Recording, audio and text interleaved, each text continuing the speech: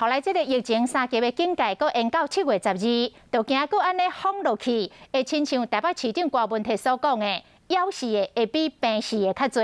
所以台北市未解封，阴暗开始要互部分的夜市啊摊商开始来做生意，包括广州街的夜市、宁夏夜市啊等等，阴暗开始来未解封。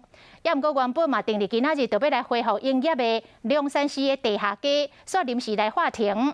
上个主要是因为摊商惊会群聚造成感染，所以主动甲恢复营业的时间搁来延后。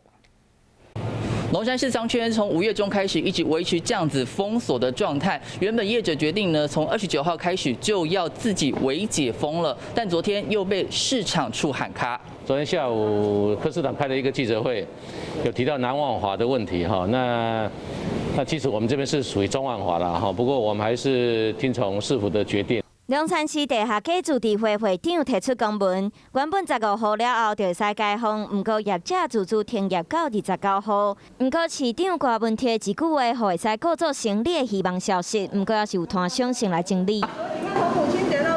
虽然已经1个月无开市，不过龙山市地下街也是大工维持清销。今仔日卫生局嘛要到场会勘，才决定敢会使各做生理，上款敢准备好啊。我们从10天前就开始拟定很多的防疫措施、防疫守则的部分，那包括我们也准备的漂白水啊，包括我们准备的那个酒精的部分，那我们的防疫守则都已经公告给所有的营业户。